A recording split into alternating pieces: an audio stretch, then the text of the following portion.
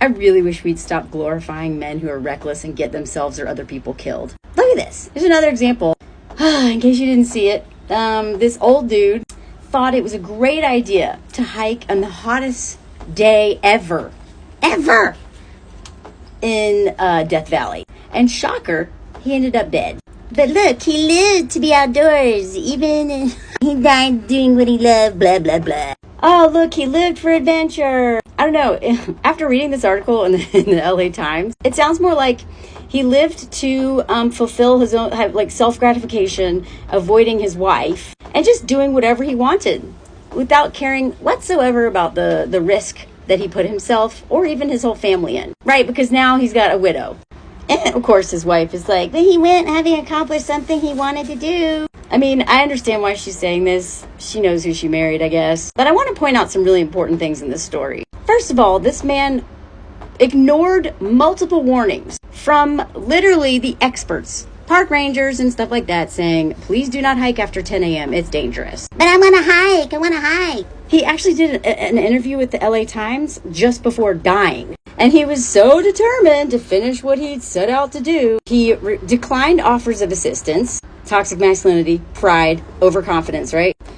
He said he was mostly worried that he wasn't keeping pace with younger people he had seen out walking. Dude, you're old. Like, God. So he literally gave an interview with the LA Times. And this photo was taken. He was hiding under the shade. And then he was like, oh, I'm just, I want to keep up with young people. I think I should just keep going. Like a lot of people, but especially men, he doesn't seem to have any respect for Mother Nature or the fact that, dude, you can't conquer Mother Nature, okay? I know that that's in, toxic masculinity, that's in patriarchy, whiteness, and colonizing mindset, right? That it's all about dominating. But you can't, look, he couldn't they couldn't even send helicopters to save this dude because it's too hot for them to fly. This part makes sense. His father was in the military. This is the wife he left behind, by the way. If I've learned anything from women I've met in the military, that is like next level toxic masculinity, and that the men are so traumatized who end up in the military that, of course, probably serious father issues. A lot of men that I met in the outdoors, climbers and these, adrenaline junkies like myself, had serious father issues, father wounds, abuse, neglect, some sort of trauma in the family, but oftentimes from their dads. Hello, I'm including myself here. And what we know is that trauma doesn't go away. And also what we know is it tends to resurface in our 30s, 40s, 50s, 60s. All that trauma we avoided when we were younger goes boo once we hit middle age. That's why men have such high unaliving themselves rates. And that's why they become even more reckless with age a lot of times. So look at this. His wife, she didn't even like the outdoors much. She occasionally accompanied him on his camping trips. He even slept in the backyard sometimes in a tent. Now, confession, I actually used to do that in LA because I just love the outdoors so much. And then people were like, dude, that's dangerous. And I was like, all right, I'm in a big city. You can't just sleep outside anywhere here.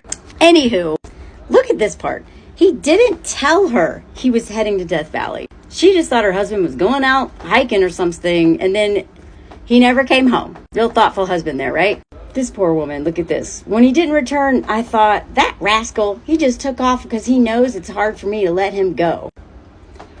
He knew if he told her he was going to Death Valley that she probably, because of her own intuitive insights and, doesn't have all the toxic masculinity that he had, probably would have been like, babe, please don't do that. That's a bad idea. So he didn't tell her. And look at this. We were supposed to grow old together, sit on our rocking chairs on the porch. So another thing that he failed to acknowledge is that children, the elderly, and people who are pregnant are particularly vulnerable in extreme heat. And when he was asked why he was attempting the hike, he said, why do I do it? Why not? Why not? As a former Outward Bound instructor, a whitewater raft guide, a ski instructor, and all those things, and having been, a guide, it was so hard to get people to respect me, especially men. People always respected men more than me. I had to do so much to get people in my boats and stuff like that to listen to me. Even though I was very aware of the danger, I took danger very seriously, and I listened to my gut. This man was an avid outdoorsman. He was a climber and all that stuff. But he was old, trying to do something he had no business doing, and When asked why he's doing it, he said, I don't know. Why not? Do you understand why I make these videos, y'all? Thank God his wife didn't go with him that day, although she wouldn't have. But he actually put a lot of people in danger by doing this stupid thing. And he lost his life. And I don't mean to sound so heartless and cold, but I'm so tired of men just being trusted as these leaders in the outdoors, when so many of them have so much toxic masculinity that they will not unpack or deal with, and trauma, which makes them just run and run and run and run and chase that adrenaline and never face themselves and never sit in that quiet place where uncomfortable feelings might come up. When these men are out there doing that, they put so many people's lives in danger. Oftentimes the women and the children attached to them, sometimes their friends, always themselves, and usually also the search and rescue people, everyone who's going to have to clean up the mess of their terrible decisions. Apparently this is a whole trend right now of heat seekers, or I don't know what they're calling them. All these people going to Death Valley to get photos in this heat. Stop trying to conquer nature, y'all. Okay? That's the colonizer mindset. That's toxic masculinity. That's a whiteness. That's all these things. That kind of thinking makes people feel like they're invincible. It makes us incredibly individualistic. And all it is selfish. I'm all about adventure and challenging yourself. But this ain't it. I'm not saying that women can't make bad decisions in the outdoors. But what I am saying is, please, for the love of God, stop blindly trusting men, particularly cis-het men, who are just riddled with toxic masculinity, and listen to yourself more. If it doesn't feel right, don't go. Don't let your husband or your brother or your friend talk you into doing stuff that doesn't feel right. Because I would much rather, stay alive than face my fear of something you should be very afraid of. Risk is great, but calculated risk, not recklessness. Recklessness is getting people killed and traumatizing whole communities as a result of it.